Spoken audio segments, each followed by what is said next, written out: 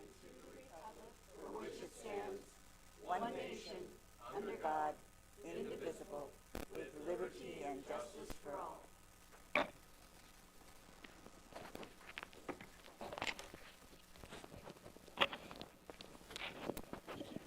Do we have a roll call, please? Justin Rock, Here. Marianne Miesner, Here. Corinne Dudo. Here. David Glade is absent excused. Ricky Joe Hickey. Here. Molly King. Here. Denise Wheeler. Here. Is there any changes to the agenda this evening? There are no changes. Perfect. Can I ask that we pull number? We're actually on the agenda, not the consent agenda yet. Okay, can I pull part of that? Let me get to that part. You definitely can. All right. There is no change to our agenda. Consent agenda. Looks like we have 5 different items. We are going to be approving minutes for June 12th, July 9th, July 14th, and also September 3rd, and as well approving revised agreement for the fire department ambulance billing service tactical billing group.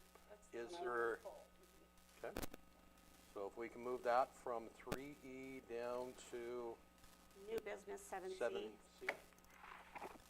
7C.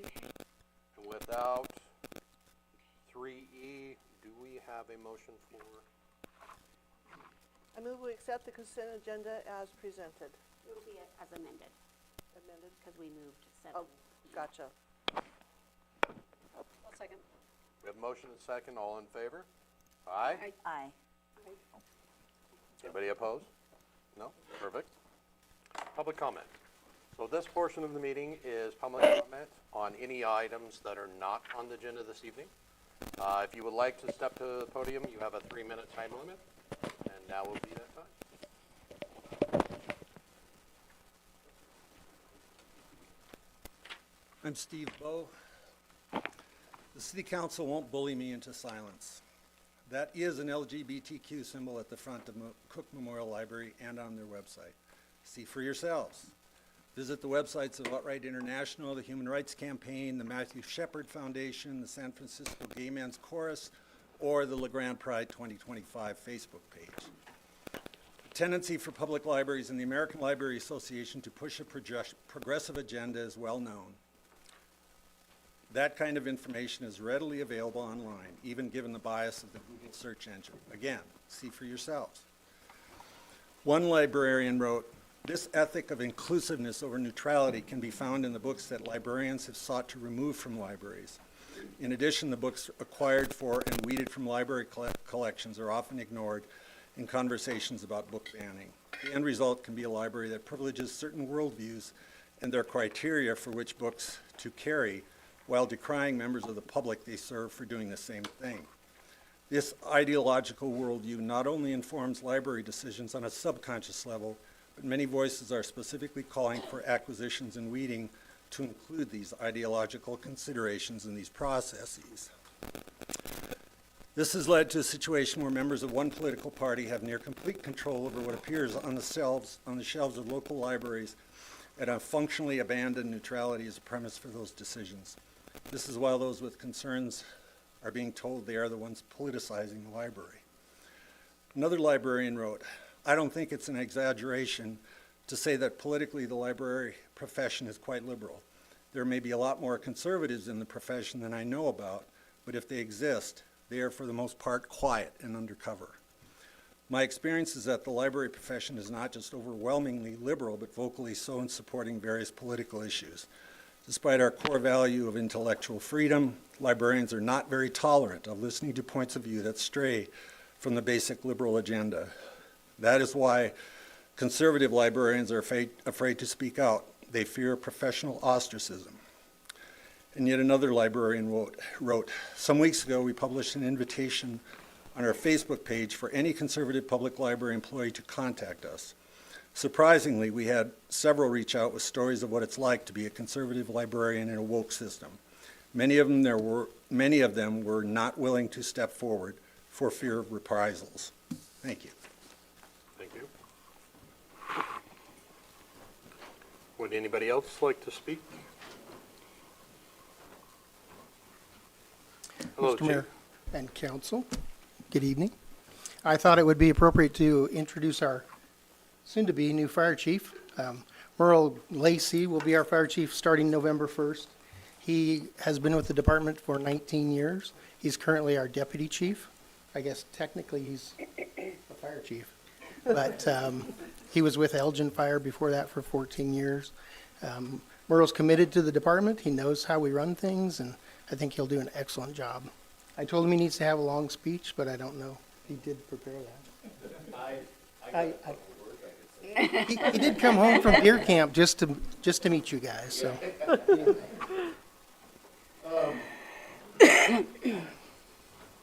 I just wanted to congratulate Chief Cornford for his how many years? 45 years of service to the community. So I thought that's pretty cool, and thank him for all those years. He's trained us well, so we'll be able to move forward. So it's pretty cool, and I'm looking forward. It's an honor to lead these fine young men and women of LeGrande Fire. So Congratulations. it's pretty cool. So thank you. Congratulations. Welcome. I look forward to working with you too. Thank you. Would anybody else like to speak on a non-agenda item?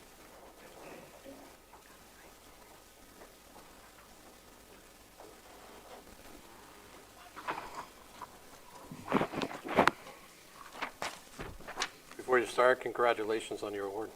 Thank you, Mayor Rock. Thank you. Members of the council, Mayor Rock, my name is George Mendoza, for the record, Superintendent LeGrande School District. I just want to talk to you a little bit about the 1A, 2A state volleyball championships that will be held for the first time in LeGrande. It's going to take place November 7th and November 8th. I'm personally inviting you, though, to a dinner on November 6th. That dinner will have 16 different teams, so think about 256 athletes and coaches. We'd like to welcome them to our community, so if we can have you all there, that'd be great. We're going to likely give some small trinkets or small gifts to the coaches and the officials that are there. If you would like to say anything during that time welcoming them, I would encourage that. That's something that I think would be nice. One of the things that I want you to be aware of is each athlete and coach typically has 4 to 6 people that come to watch them and cheer them on. When you multiply that out, that's going to be anywhere near 1,200 to 1,500 people that come to our community. That's going to be a lot of parking spaces too. So one of the things that I would like for you to consider, or for our chief to consider, is if we have folks parked in residential spaces, we're going to do all that we can to give our own parking spaces. We made a decision last week to basically move to canceling school on November 7th in our school district, and then placing it on the calendar for June 5th. We had our original last day of school was June 4th, so we're now going to move it one day back. We're going to free up this November 7th so that we can have as many parking spots available in our school, but we expect there to be 300 to 400 parking spaces in terms of need. We have around 250 in that location. So patience might be nice, or anything that we can do to support people that park. That's something that I'm asking you to consider. Sorry to put that on you, but just know that that's part of the deal. It should bring around $600,000 to $800,000 into our community from an economic activity standpoint. So what it does for hotels or restaurants, shops, any community attraction that we have, those are things that'll be a benefit to us. If you'd like to help with volunteering, you just need to contact me or contact Deb Comfort, and I'll help you with that. We need greeters, we need ticket takers. You can help with the supervision of the gym if you want to, or we're going to call them gym ambassadors. So if people want to help people walk through the doors but also go where they need to go, and we likely will also need help cleaning up the gym floor here and there. We need that. If you want to help with hospitality room, we have needs for that. Anybody that's in here that wants to help can also volunteer as well. That community dinner that I was talking about, I really would like Mayor Rock to be able to say something, or or City Manager John O'Brien. I think for people to hear a little bit about our community, any opportunities that we have in our community, any restaurants or shops or things that you would recommend, that would be a nice thing for people to hear, and anything that you want to really welcome them about for our community. So I have a lot of things that I can do. I'm asking, and I've been working with Sajan, and I've been working with Elena Carollo about anything that they can do to give towards those gift bags. But the reality too is whatever we can do with businesses for them to decorate or for them to welcome, similar to what we do with Eastern Oregon University when we welcome students, anything that would be welcoming, even signs, welcome, 1A, 2A state volleyball champions. Anything like that to me would be nice. Do you have any questions at all? What time and where? 6 o'clock, Wildcat Center, Thursday, November 6th, for you to show up. If you want to volunteer, lots of opportunities from 8 o'clock in the morning to 8 o'clock at night, November 7th, November 8th. Yeah. You could talk to the hospital too about that parking spot by the. Yeah. I haven't talked to President Davis, but I can. That probably would give us a good 40 or 50 spaces. I'll ask for that too, and look to make that clear. I can help with that too. Yeah, thank you. Okay, thank you all. Thank you.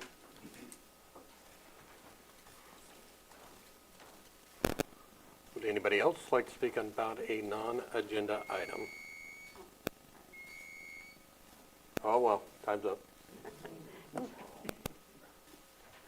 All right, we will move on to our meeting. First one will be a public hearing. It's going to be a public hearing and first reading by title only, proposed ordinance rezoning property. At this time, I would like to open the public hearing and ask the city recorder to read the rules of order in its entirety. City Council will conduct one quasi-judicial public hearing. These rules of order are applicable to the public hearing to consider rezoning property from low-density residential to rural residential. File number 01-ZON-25. Applicants Paul Swigert and Clint Troyer. Each hearing will proceed as follows. The mayor will request a staff report which includes applicable criteria and standards for the issues under consideration in the application. Subsequent to opening the public hearing, the mayor will accept testimony relating to the application. The mayor may state a time limit for testimony. All testimony must be directed toward the applicable criteria. Oregon land use law requires that all issues raised by a participant during the hearing must be sufficiently clear and specific to allow the hearing body and other parties an opportunity to respond to those issues. Failure to raise the issues during the hearing may invalidate future appeal. The proceedings are being electronically recorded to be transcribed into written minutes. When testifying, please step to the podium and state your name. Before leaving the podium, please complete the speaker sign-in sheet. The applicant will be invited to speak first, followed by the proponents, then by opponents, and then by any parties neutral to the application. An opportunity will be provided to parties to clarify any issues raised or to rebut testimony. Proponents, then opponents will be provided an opportunity to clarify any issues or to rebut testimony. If additional documents or new evidence is introduced during the hearing, any participant may request a continuation of the hearing. Any participant may request that the hearing record be kept open for 7 days to submit additional written evidence or testimony for the purpose of responding to new evidence. Unless waived, the applicant has 7 days to submit a written response. Members of the City Council may ask questions of the staff or hearing participants at any time. The mayor may then close the hearing or continue the hearing at a specified time and place. All decisions must be based on findings of fact from the staff report or evidence and testimony received which relate to the criteria of the land use decision. An appeal of the City Council decision must be made in writing to the Oregon Land Use Board of Appeals, together with the required fee within 21 days from the date that the final decision is mailed to the applicant and interested participants. Before the mayor requests the staff report for the public hearing, the city councilors will be asked to make any declarations. A councilor must declare any ex parte or pre-hearing contact. including the person's name and the nature of the discussion, as well as any site visitations to the area in question. Counselors should declare any personal or financial interest in this matter and may disqualify themselves from participation in the hearing. The mayor will then ask if anyone in the audience wishes to challenge the right of any counselor to hear this matter. So at this time, is there any counselors' declaration of ex parte contact or conflicts of interest? I would like to declare an actual conflict of interest. I have a family member that is part of this rezoning decision. I will recuse myself from voting or participate in any discussion. I did visit the site. I didn't talk to anybody, I just visited. Okay. Okay. Anybody else? At this time, is there anyone in the audience wish to challenge the right of any counselor to hear this matter? Let there show there is none. At this time, can we have the staff report, please, Mike? Yeah, thank you. So this is going to be a different presentation than you normally see from me because we had a request for some maps to be displayed to help make it easier to follow along. It is kind of wireless, so if there are any glitches and I can't see it anyway, just please pause me and we'll try to fix it. But so this is a rezone of property that's on the south side of La Grande. It's There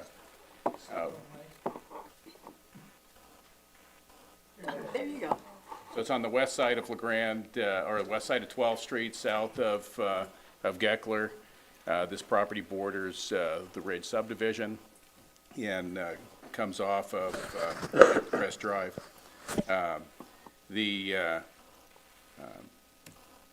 The applicant is requesting this rezone for several reasons. It's rezoning it from a low-density residential, which is R1, to a rural residential, which is RR1.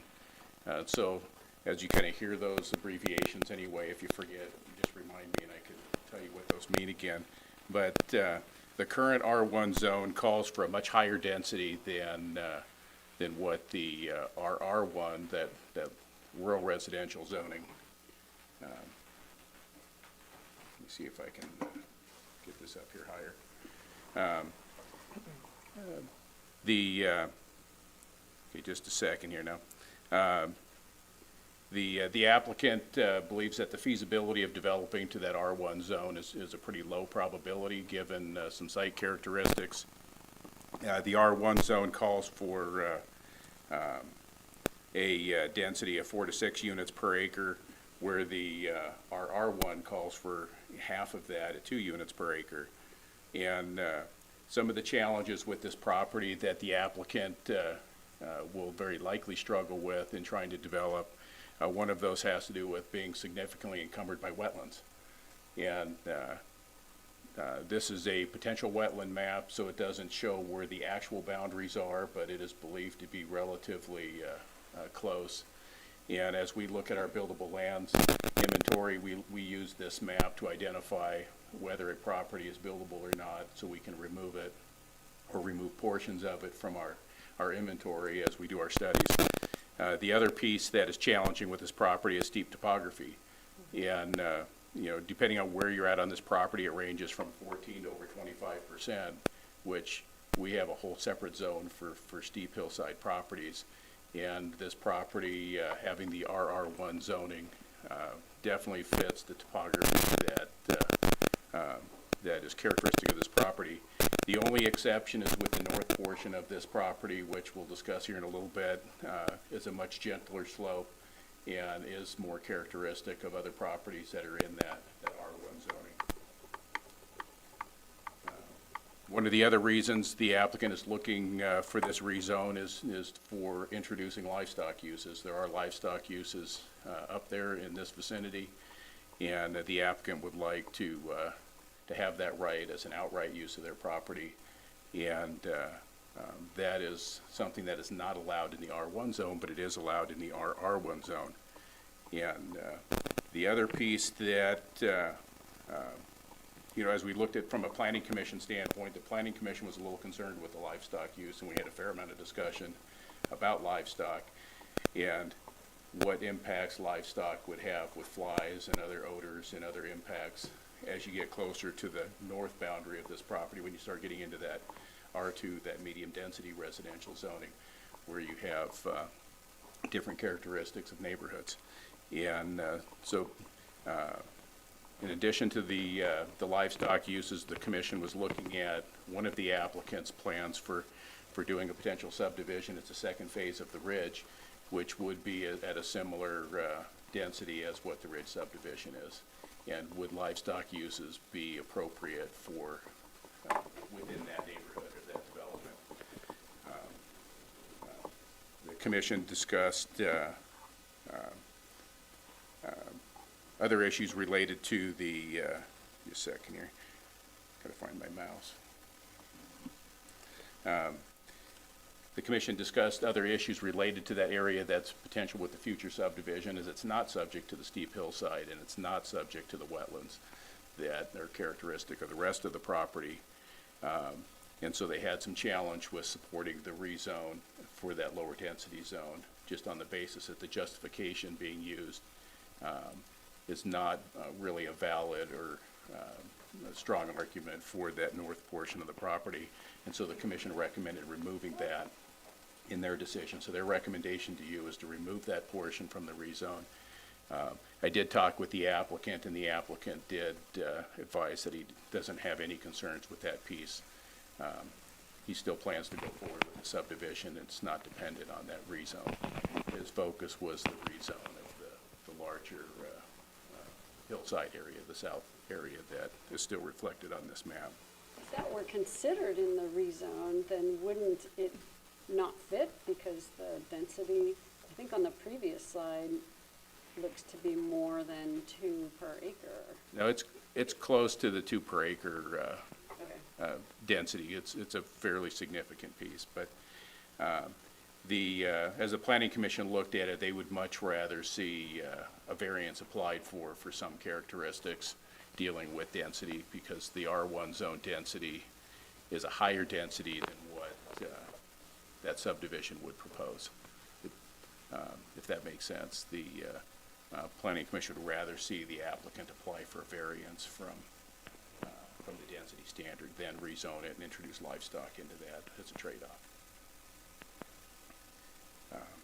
And then the last thing, which I'll kind of get a little techie or nerdy just because I want to have it on the record, is some of the data that supports the rezone is that between these two properties, after eliminating all of the wetlands and undevelopable lands, there's roughly 27 acres available to develop.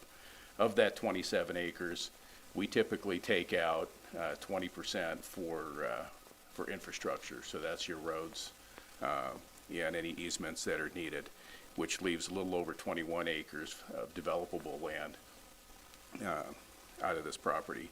And putting that in numbers that are helpful for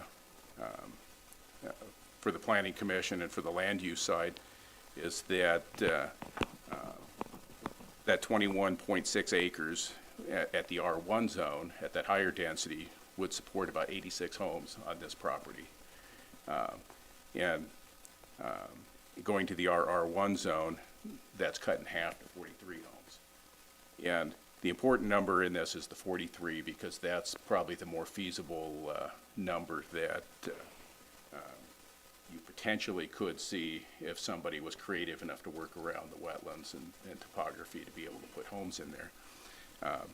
But under the city's comprehensive plan, our Goal 10 chapter, that's our housing chapter that looks at our next 20-year forecast for residential land. We did an inventory or a needs analysis around 2022 is when it got adopted. And our inventory shows that we have about 358 acres of vacant land in our urban growth boundary and city limits combined right now. And we have a need for only 146. So that leaves us with 212 acres of surplus land that we don't need. And that's in our inventory. And so as we look at this property, and we're talking about 40-some acres, we still are going to have, 180-ish acres of, 170-ish acres of surplus land that's above and beyond what our need is. And so as the Planning Commission looked at this, the loss of the 20-some acres and 40-some units is really kind of negligible and doesn't have any impact at all on our 20-year forecast and our 20-year planning horizon.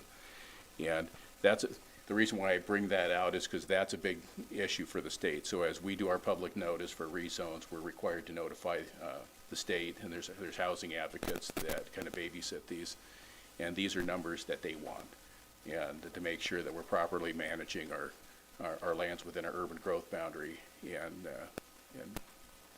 because of these numbers, we've had no red flags, no concerns or comments coming, at the state level. And so I just want to throw that out just from a technical aspect, so just to make sure that we have that on the record.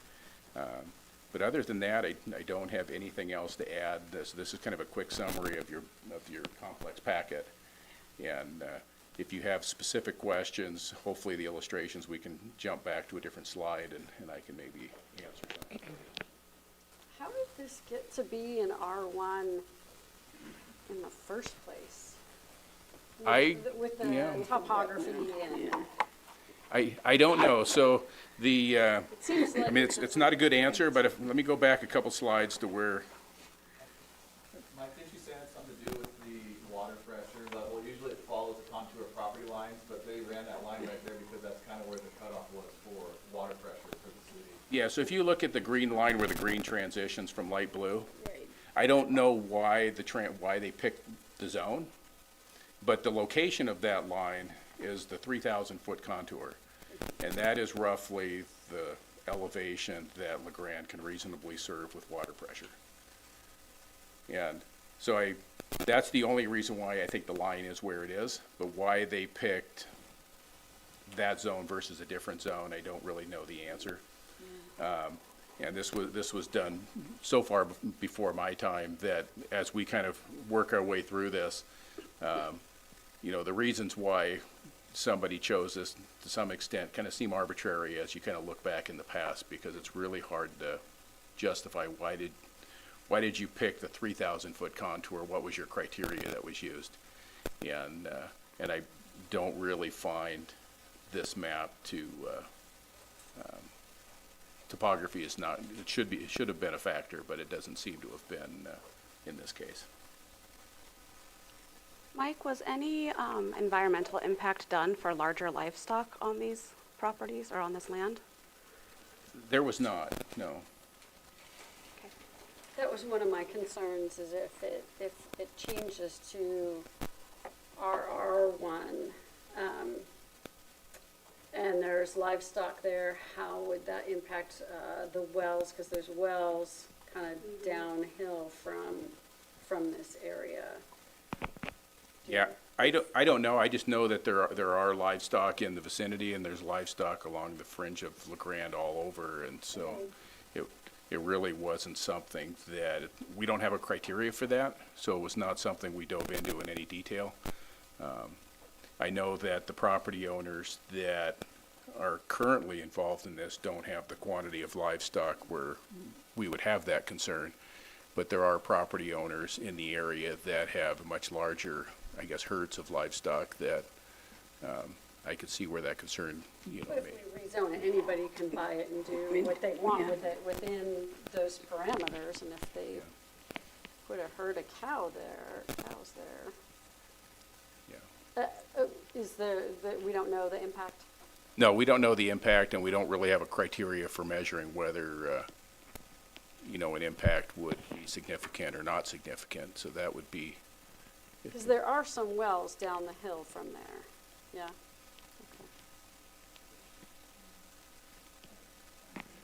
I mean, I know that there's some houses that are on their own well and septic Right. that are in the vicinity. Right off of 12.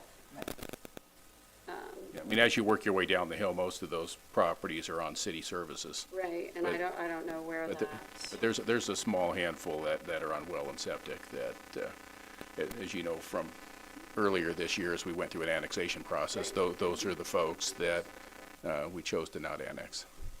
And you told me earlier there was nobody who complained about, nobody attended the planning meetings. Correct. Other than the applicant, we have not had any attendance. Well, actually, no, we had attendance at the first one. Right. But the folks that attended were mostly worried about, are we rezoning their property? What are we doing to their property? And they had other questions that were unrelated to the rezone that were really more geared towards asking the applicant of, what are you going to do with your property? What are your plans? Okay. And so they were not really issues that were taken into consideration in the rezone because they were unrelated. And they didn't have any issue with the livestock, No. because they all border, I mean, the other areas around it border that are R1. Yeah, the general comment was the folks that live up there like the large space, and they would much rather see the rezone, and they'd much rather see the small handful of livestock than to see the property develop into a subdivision. So that was the general consensus, without getting a lot of comments from folks. My other thought is making the notification criteria 100 feet from the property is not enough. Just for what the changes that could happen, 100 feet is not much. It is not. So that's our code, and we can't deviate from our code, but We can't broaden that. we can't. We legally can't do that, because if an application was to be denied, then we would be accused of derailing and creating a shipwreck for an applicant because we purposely went out of our way to create notice that is not required. But with that in mind, that's a code amendment topic that is going to come up within the next few months for you to consider, is changing that notice, because we have had that conversation in subdivisions and other applications where 100 feet is not enough notice. And so we've actually created a proposal that increases that boundary, and there's specific criteria for what that looks like.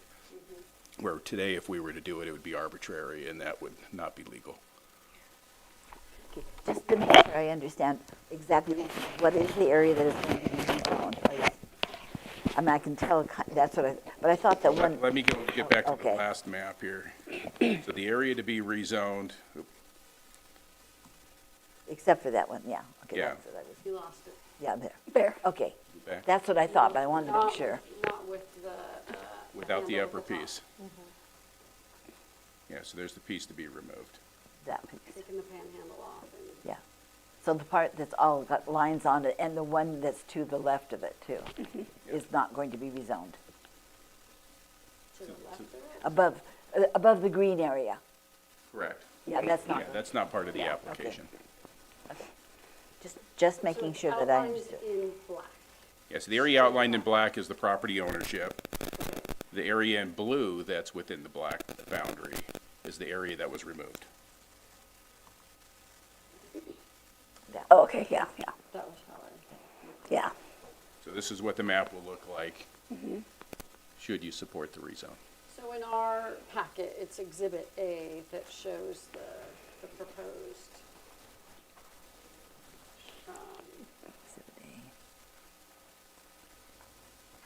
Page 3 of 3 in the. Yeah. But it just doesn't show it as green like that one does. Right.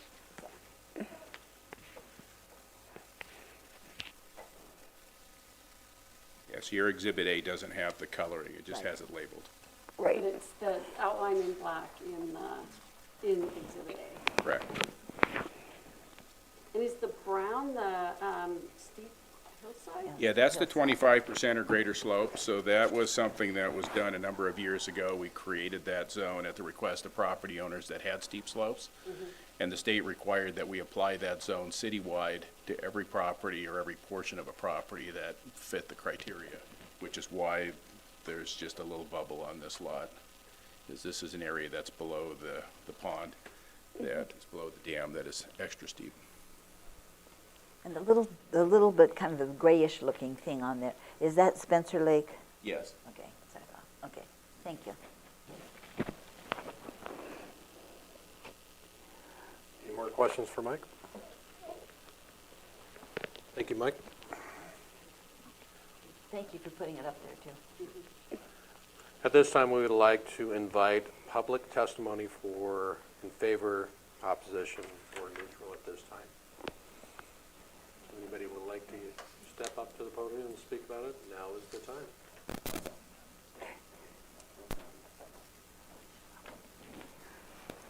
I had a full speech for the other committee, and now I don't have it. I just got back from deer camp, so bear with me. I got a form basically signed from every neighbor that was for this. They wanted to see, which I think you touched on that, didn't you? But, and full disclosure, there's livestock all around us. I don't know if that gives you any comfort or not, but there's livestock all around us. There's livestock actually on this currently. I think it's important to point out that it's been there and it's just going to continue on. So is there any other concerns or questions you have for me as the applicant? No? Okay. I appreciate you guys' time, and thank you, Mike. Thank you. Would anybody else like to speak about it? Nope.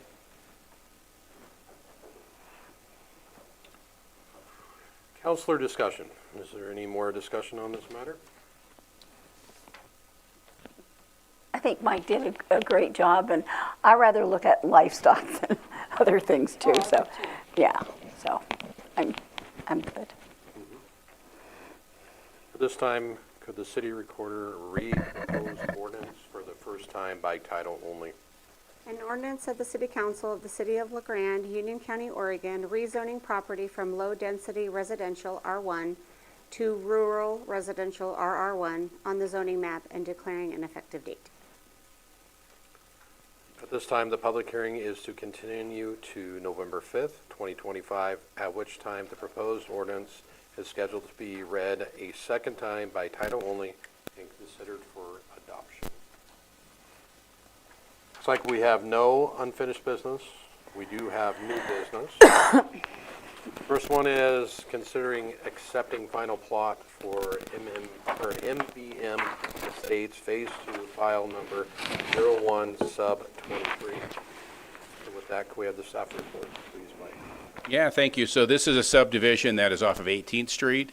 It has, I believe, 32 or 33 homes on it eventually, and it's well under construction. The applicant was diligently constructing roads this week. Weather permitting, now hopefully they have their next phase in the streets completed. Public Works helped them in the first phase for putting in all of the water sewer infrastructure, and they're ready to start getting building permits and constructing homes in their next phase. And so they've met all of the obligations that the city requires for platting, and they're asking for your approval for to get a final on this phase. If you support this, the plat is in the room behind you, so as you leave tonight, we'll ask you kind of to work your way through there and sign the plat. And then the next step is the surveyor would then take the plat up to Union County Commissioners for approval. Then it gets recorded, and then the plat is officially done, and the lots are created, and away they go. Is there more than one road going into it? Eventually, it'll be a through street that'll run through from 18th to 16th. Okay. And so so right now they've stopped at kind of a little intersection, Yeah. and they're working their way around a loop. Part of what they are encountering is they're dealing with some floodplain that they're waiting for the city to resolve. So that's affecting some of their phasing. And then they also just have some higher construction costs as they get closer to 16th Street. The grade of the property changes. And so right now they're tackling the more affordable sections so that as they generate revenue from from constructing properties, that it'll help the next phase pencil out.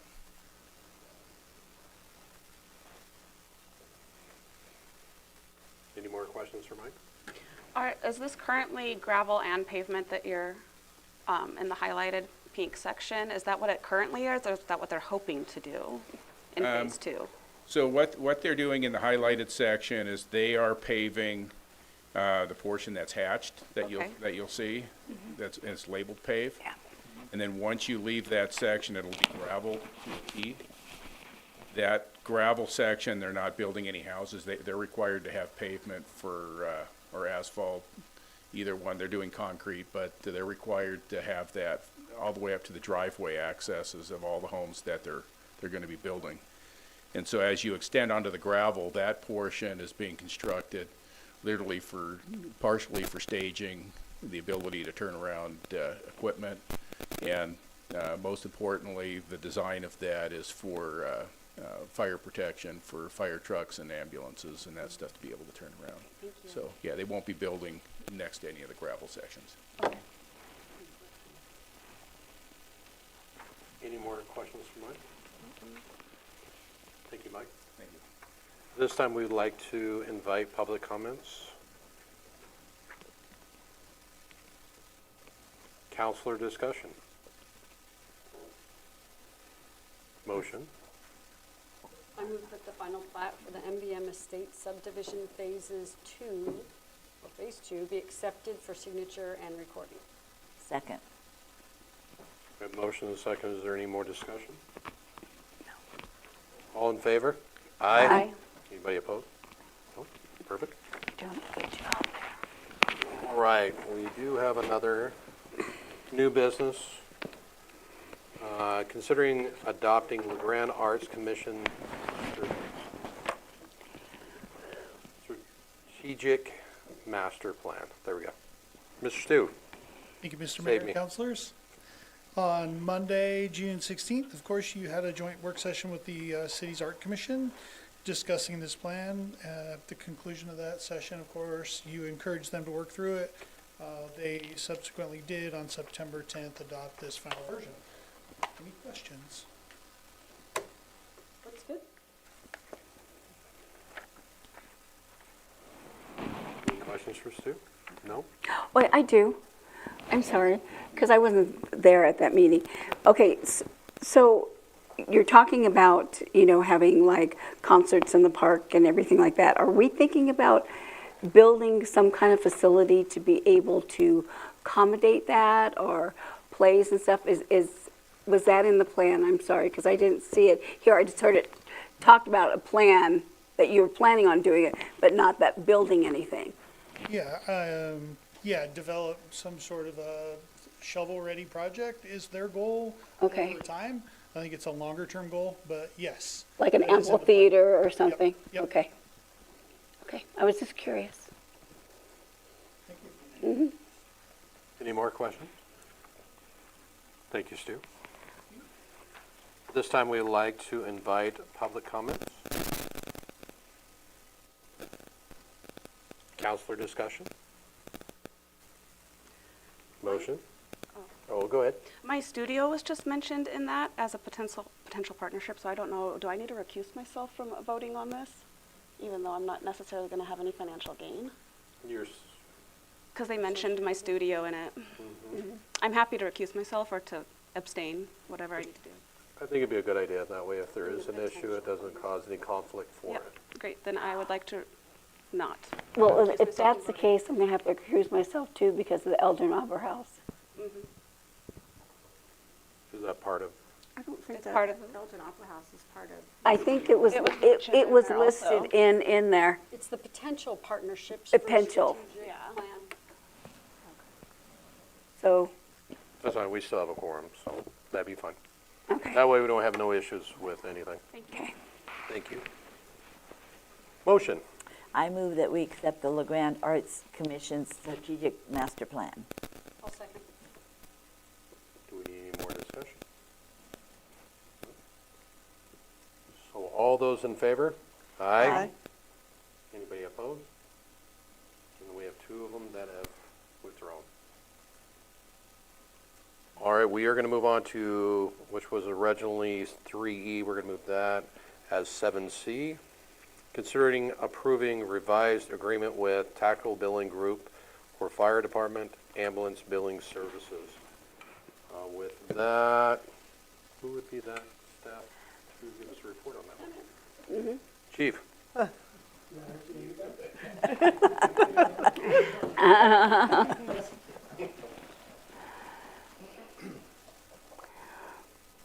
guess I would ask if this is moved off the consent agenda, if there's questions. Just maybe you can explain a little bit of what it is. Sure. I think I know what it is, but I just want it. So just an overview. So Tactical Building Group is who we have our ambulance billing with. We've been with them for going on 5 years. This is the first contract revision we've done, and subsequent increase in fees. So you see in there that this year they're going to hold the fees the same. Next year they'll go up $2.50 a call, and the following year up to $35 a call. They're well below the market currently. That was one of the big changes. The other change in there was the addition of some reports that our finance department needs for auditing purposes. And then there was some additional legal mumbo jumbo that, that's why Wyatt looked at it, and he was good with all of that, so. But the two big changes were the changes in fees and then the changes in reports required by the city to have monthly. So my understanding is our crew takes the ambulance, goes out, takes them to the hospital or wherever they need to go. And then we send that information to this company to bill the insurance. Right. And then we pay them a little bit, and then we get the money from the insurance for our services. Yeah, so they collect all the money and that gets deposited straight into the city's, we have a special account for ambulance services. They keep their fee, or we actually pay them the fee monthly. They take the full estimated yearly fees from the previous year, divide it by 12, and we pay them an equal monthly payment. And at the end of the year, if there's a overage, they pay us back. If there's an underage, we send them a check. They're billing experts. They know Medicare and all the different insurance issues. They have good relationships with all the different insurances, so it's well worth the money. It costs us about $52,000 a year.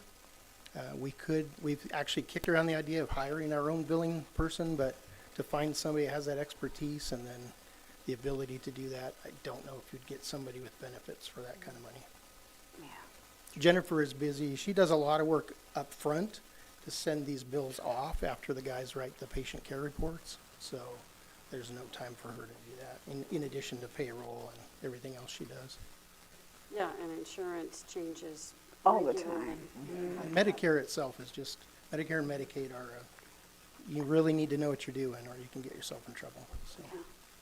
Or fraud, if you don't check all the right boxes.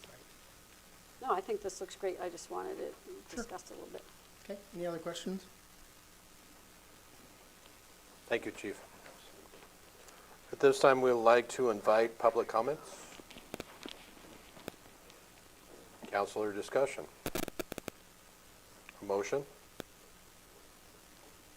I move that we support the revised professional service agreement for the fire department ambulance billing with Tactical Billing Group and authorize the city manager to execute the agreement as presented.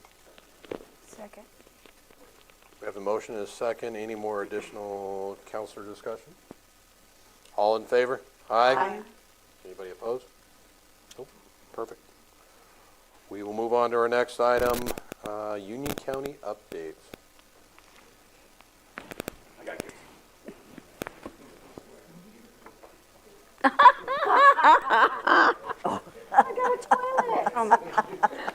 Oh my God. Is this a little stress? Oh, yeah. Is it stress toilet? Any other kind? Oh, that's awesome. Cute. Oh my God. Oh. Yeah, that is super fun. You see us going over there like this. Lovely.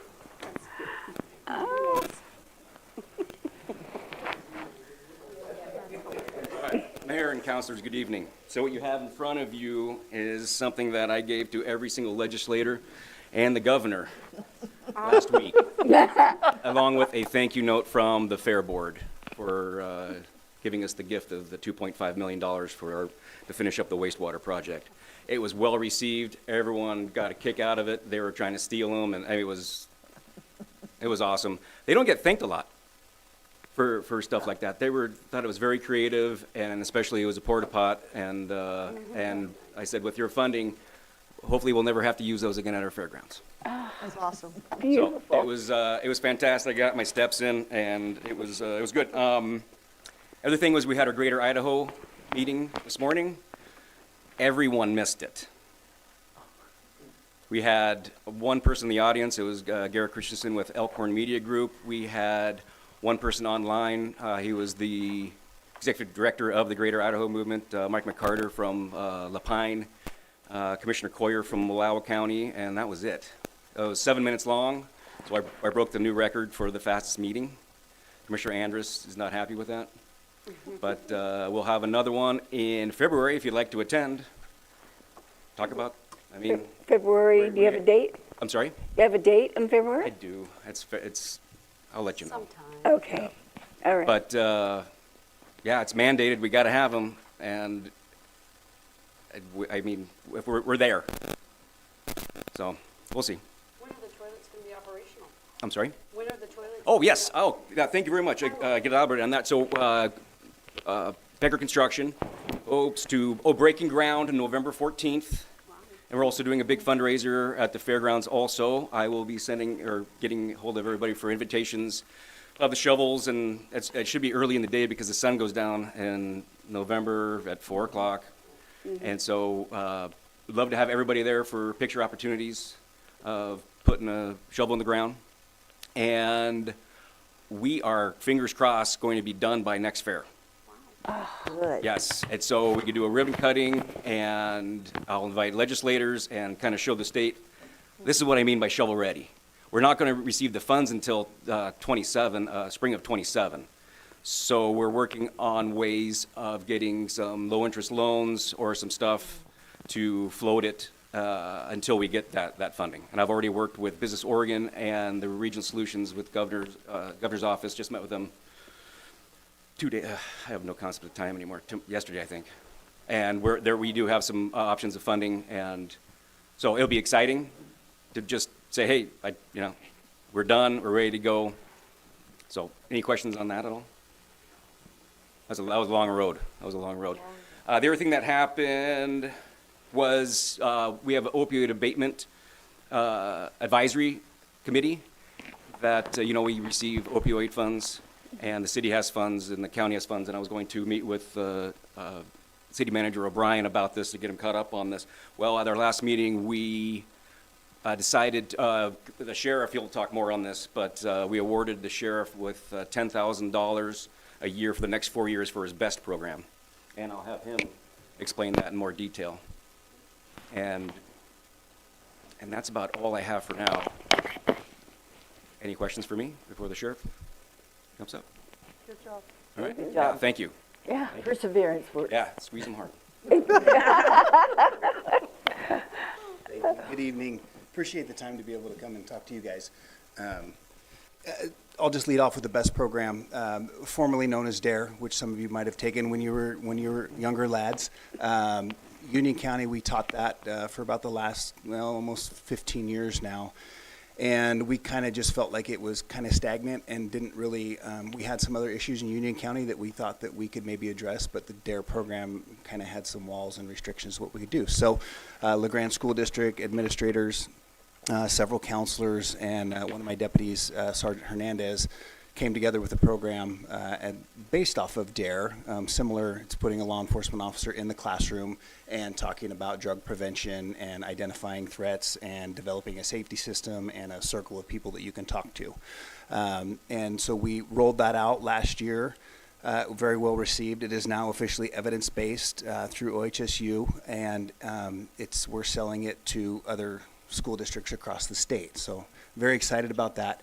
Every school, with the exclusion of Elgin, every fifth grader will receive the best education program in fifth grade. So Union Cove, North Powder, Embler now is a new school that just signed up with the SRO program. So we have 3 SROs throughout the county now. All of the Grande School District is covered, and we have North Powder, Union Cove, and now Embler is covered with that. So with the help of Intermountain ESD, LaGrande School District, Union Cove, Embler all contributing, we were able to facilitate another position to create another SRO. So very excited about that. We have, as far as agency-wise, things are going great with the Sheriff's Office. We have 2 deputies that are in the Basic Police Academy right now. One will graduate here next week, and then we'll have another one graduating in December. One of those is backfilling a position. One of those is a new position. And then, on a side note, it's not really Sheriff's Office related, but something I'm very passionate about. Friends of the Children, I spoke to you guys about that, I don't remember when, maybe a year ago I brought that up. It is fully functional. We have our own division of Friends of the Children of Eastern Oregon now. It's up and running. We have a clubhouse that is in upstairs of the Presbyterian Church. Oh, forgive me, I don't know the street there, but just down from Side A. And we have 2 mentors for our first year to start out with. Each of those have 8 kids in their cohort. We have the executive director, operations director, and it's going great. We have the majority of our kids are in the Grande school district. We do have a student from North Powder and a student from Union, but 16 kids in the community are getting services from a full-time paid mentor now, and that mentor will stick with them until they graduate high school. So pretty excited about that. If you haven't, a little plug for them, follow them, like them on Facebook. We're trying to do local updates with our kids to kind of show you what they're doing and what they're going through. But that's about the only stuff that I'm really excited for. Any questions for me? Yeah, Sheriff Bone, can you remind me what the acronym BEST stands for? Yeah, it's kind of longer than DARE, other than drug abuse recognition. Yeah. Okay, so the B is be aware, the E is evaluate your decisions, the S is for stand up, speak up, and the T is for teamwork, evaluate your team. So, yeah, it's really directed a little bit more towards peer pressure, bullying, some of the stuff that we see here locally, generational wise.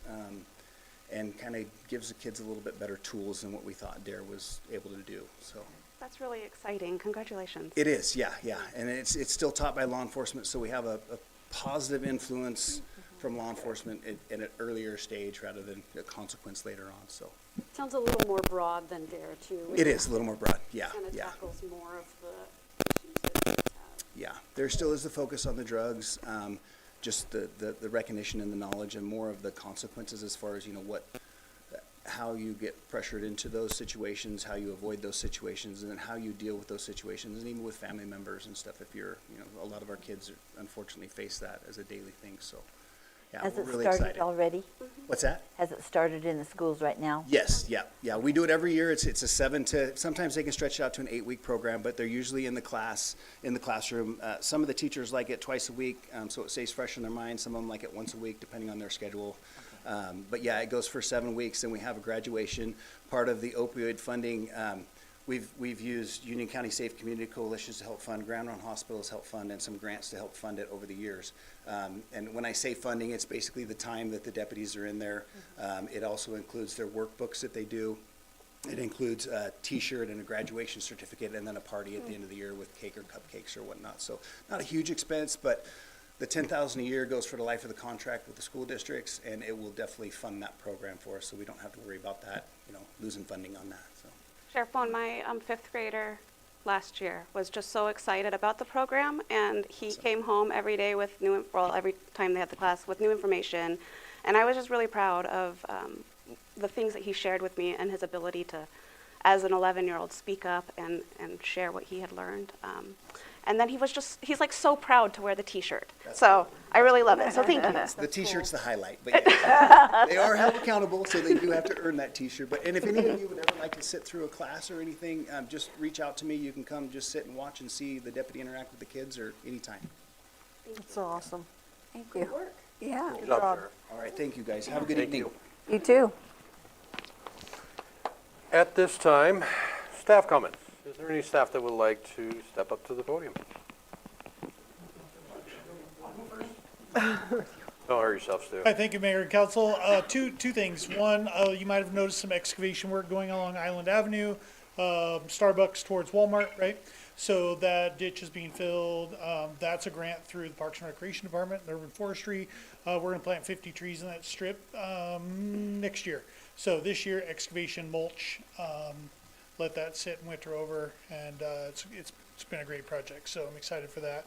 And then second, I guess I have 3. Second is the high school, the Grande High School. George is gone, but had their community service day, senior service day today, which all the seniors participate in community work. Our benefit was they planted 5 trees at the middle school, the high school. They also cleaned up Riverside Park, did tree circles, did a whole bunch of cleanup out at Riverside to help us. So I really appreciate the school district and the class of 26. Pretty good stuff. And last but not least, Teresa Gustafson, our urban forester, was recognized yesterday as the Pacific Northwest Arborist of the Year, which is pretty massive. Yeah. As a group of professionals that they recognized her was unbelievable to me in a 3-state area. So pretty impressive. So she retires in December. So I'm excited that she got to celebrate that with her culmination of her career. Any questions? The signal box wraps look Oh, amazing. Yeah, they Well, do. Ricky's going to do that as part of her counselor update. Okay.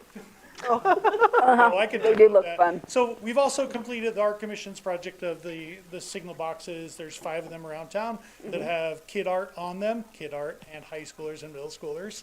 There's a middle school one right here. High school is at Elkhorn, and then the rest are throughout. So really cool project. The Art Commission had been working on for years. It Good brightens stuff. things up. It really It is does. nice. Yes. It is nice. Eye catcher. Yeah, they really printed bright. I was super surprised how bright they were. It's nice. It's good. My husband even noticed it, and that was surprising to me. You'll see, you can't see this from your car, but if you were to walk up to it, it would say in partnership with the LeGrand Arts Commission and LeGrand School District. And then each signal box has the school's mascot listed down below. So if you're paying really close attention, don't do that while you're driving. Good stuff in my department. Thank you. Thank you, Stu. Mr. Mayor and councilors, thanks for the time. It's good to see you guys tonight. I've just got some things I want to share with you that are going to occur before the next time you will convene.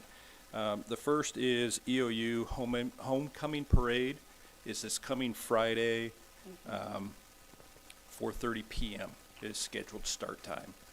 So I know that EOU has been doing a lot of work in order to try to generate community support and connectivity between the city of LeGrand and the university, and I think this is a great way. So it's a little different, though. You guys are very familiar with most of our parades starting at the east end of Adams Avenue and going west, and the university in this one, they start here at 4th and Adams and go east. So if you just plant yourself along Adams Avenue somewhere, you'll see it either way. The second is you may or may not have been made aware, but the League of Women Voters Union County is hosting a drug law town hall on Thursday, October 23rd. This is scheduled for 6 p.m. at EOU Badgley Hall in Huber Auditorium. Again, it's Thursday, the 23rd of October, 6 p.m., Badgley Hall, Huber Auditorium. I think Judge Tom Powers, Sheriff Bowen, and myself are on the agenda as speakers. I know there's going to be a number of other community partners who are involved. I think their intent is to speak to what has happened in terms of Oregon drug law, drug policy since the change in law. So I welcome you to attend. I think it would be very informative, and it's a good space for all of us to hear kind of the story all at one time. The third thing, drug take back. You guys are all familiar with that. It's a long time program that we do. That is scheduled for Saturday, October 25th from 10 a.m. to 2 p.m. in the Safeway parking lot. And I shamelessly plug this all the time.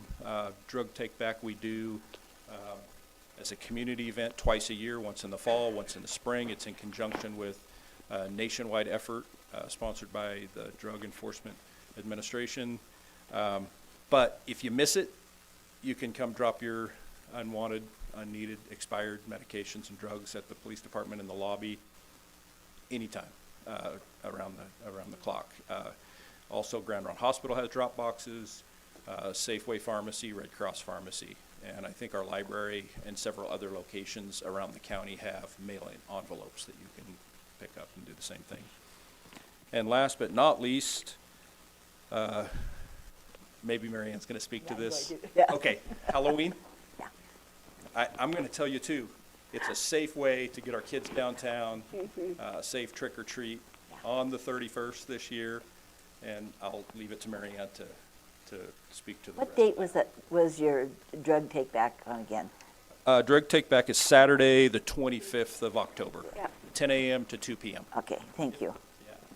And I'm here, so if you have any other questions, police related, I'm happy to answer those for you. Thank you. One quick thing. A couple of months ago, the fire department put together a committee to develop a couple of T-shirts. I don't know if you've seen any of our posts, but we sold some T-shirts for breast cancer and sold them to the public, raised about $1,000. That money's going to be put together with other monies that we get, and going to put together they're called care kits. I think to go to all cancer patients at the hospital, working with the oncology department up there. You may see our crews around town for the month of October wearing blue T-shirts with pink emblems and writing on them. They had to pay in order to wear those for the month, so I think everybody purchased a couple.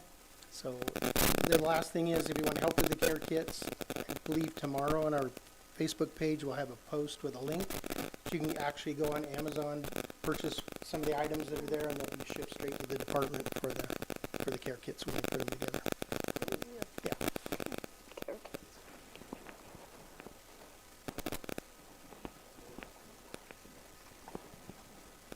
All right, I don't like to fight for the mic, so I thought I'd go last.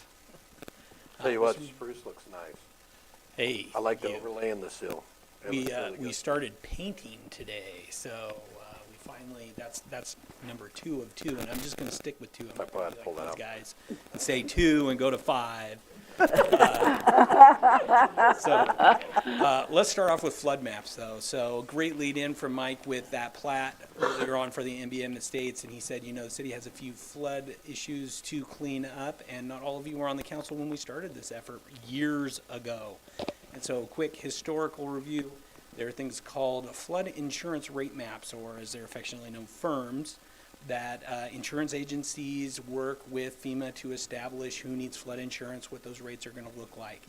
The city of LaGrande's FIRM maps were developed back in the 70s when it was very distinctly similar to apparently how we organize our residential densities around here, and they pick a elevation mark, and that's where your floodplain is. Magically, that's where the water stops.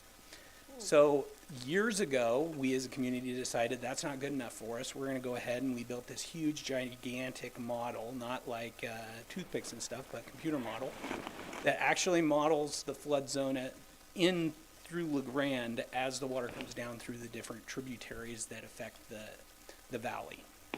What this does is it gives us a really good idea of what properties are affected. It gives us the ability for future developments to not be affected by the flood zone if they're not in it. So we got the opportunity to remove a lot of properties from that flood zone. We got a few hurdles along the way. FEMA decided it didn't like the model we used, so now we're developing a new model. The government shutdown has pretty much shuttered FEMA, so we're not getting a lot of back and forth from FEMA. Luckily, the stages we're in uses consultants outside the federal government, so we are still moving along in our process, but pretty soon we're going to hit that wall if the government doesn't open, and making sure FEMA is running as it normally would. The big reason we wanted to bring this up is the newest one. FEMA got our model and took a look at it, and as part of the model we have something called hydrology, which pretty much says, how much water is coming down each of these waterways that are coming into the model. And you have two options. You can either develop a hydraulic model which actually estimates the amount of water that comes in and goes out of our model so that we can use that to calibrate the model to figure out where the water is, or you can do something that's called a steady state model. A steady state model is basically you pump water into your model until the same amount is coming out as coming in. So steady state's free. We can do that one for free. We decided we wanted to go with the actual model, which is about $45,000. It's no cheap thing. But in the end, what we do is we don't overestimate our flood zones. We don't end up where we started. I mean, when we started this venture years ago, we said we wanted to come out with a product that was accurate and solve the problem that we were running into, where you had different properties that never saw flood waters that are required to buy flood insurance. So that process is underway. Still a long-term project. We're looking at probably late summer next year before we're going to be adopting these new maps, and that's if we do see the opening of FEMA and the model going off and the review not being as troublesome as our first model review, which was last year. So if you have any questions about flood maps, we'll touch on that before we go to the next the next of two. Nothing? All right. I'm going to try and use Mike's technology because he was nice enough to help me out and put number 2 on his laptop.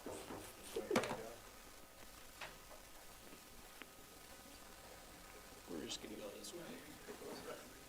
There we go. I got one. All right, we're still good. All right, so when City Manager O'Brien came on, one of the things he had asked was, he said, hey, I want to capitalize on the movement we are making in the streets. So for the first time in 14 years of me being at the city, we actually got phone calls where people started off with, hey, you didn't pave my street, but. And I was like, the but in those statements, because they said you did a lot of work this summer and we're really happy with what you're doing. And so to actually hear the public not criticize our streets, but actually give us some compliments, we felt pretty good about it. So as I mentioned, City Manager O'Brien has tasked me with trying to push forward with that momentum and start growing a little bit more interaction with the public, bringing them into, how do we form these lists? Where do we decide we're going to go? And build some transparency and trust as we're moving forward. So we came up with this handout that it's also up here on the screen for you, affectionately titled Paving the Way. What you're going to see is basically our internal working list that we use as we're developing the upcoming project list for our paving projects.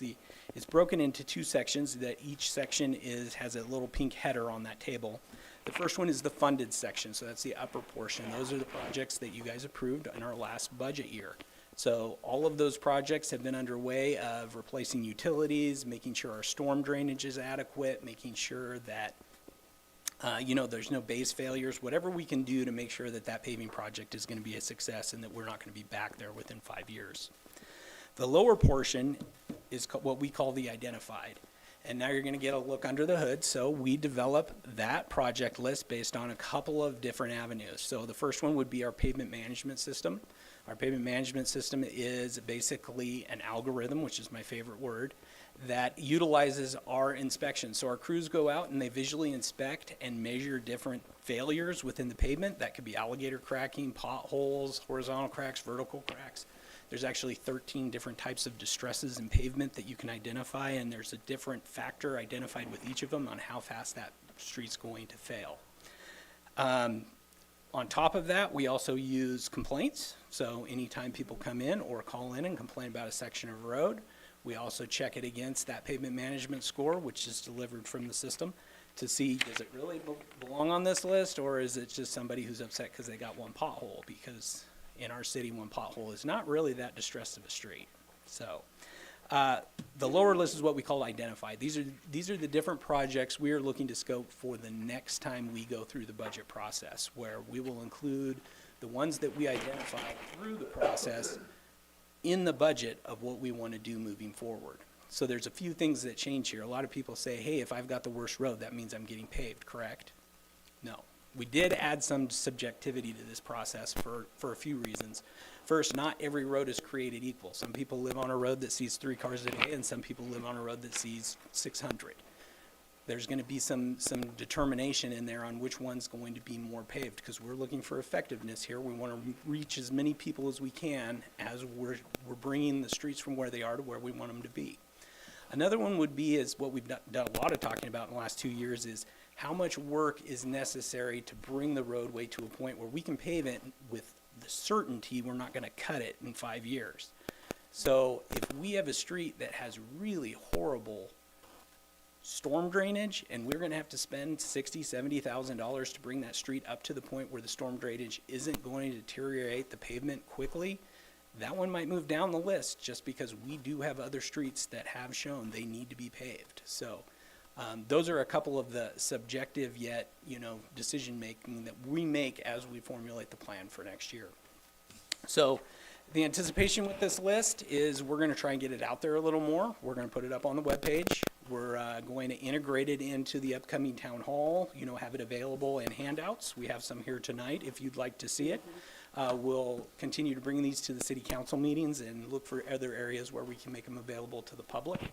I will warn you, it's a living document. It will change as our list does internally. You know, we get calls, I would say, usually in the winter it's not as bad. Maybe every other week you'll get somebody who will complain. Usually it's the same people, which isn't surprising. We got some squeaky wheels that, funny enough, get the grease. So if you have any questions or any suggestions on how to make this better, always happy to take them. Well, I have a couple questions. This is something I wanted a while back, and I'm glad we finally have it. Okay, the other question I have here, I mean, we have a lot of roads that have been paved, like Fourth and so forth, that have major splits in them. But nothing up here is talking about splits or covering holes or anything. Can we have something that includes that as well? Like a maintenance one? That Yeah. I mean, is there a way that we can do that? That would be a little more difficult, yeah. But I will see what I can do. Okay. We are looking at some new programs for our street inspections. You know, one of the things that you find with street inspections is that, you know, staff in general, I don't know if you've ever done inspections like that, but after you're inspected, 30 miles of road, it gets a little boring. And so you still do your best, but you're not hitting all the things. One of the new advancements in inspections is AI technology, to where you can actually drive around, and I describe it as the Google car that has sensors up on top, actually uses survey, LiDAR, all kinds of sensors that will actually take those inspections for you, so you can take the human factor out. So that's one of the options we're looking at. It may have the capabilities of kind of giving you more of a maintenance schedule. Yeah, because I worry about like 4th Street and some other ones that people are always on with those splits, because winter's going to come and they're just going to get worse. Oh, definitely. And just tear apart, so. Yeah, so currently our maintenance is, as soon as we're done paving, we try and pick up as much as we can where we can, and we try to identify the worst, but can't say that we're going to hit them all. But you're going to try to hit the main ones first, the ones that everybody drives on more or less, because that's what you were explaining before. I think definitely on the paving side, on the maintenance side, you should see some of these residential roads. They really Oh, I know. before the winter gets here. Oh, so they're bad. really, we kind of take a look at them and say, hey, let's take care of what we can do to Right. make sure the winter goes well. And then once the winter's over, that's really a good time to start hitting the maintenance before the paving plant opens. So it's definitely integrated in there. A little harder to make a list, but I'll see if there's some way that I can try and do that. That would be cool, because I think people would like that as well. Good job on the report. You did a good Thanks. job. Yeah, this is very good. People ask me all the time. Yeah. I have a paper you can take with you now and say, yeah, I know exactly. I'm going to take one too. But if you would, please don't have them call. Yeah, great, thank you. But I would like to have one I can make copies and give to people who keep asking. We have copies for you to give them. Okay? Thank you, Kyle. Thank you. Appreciate it.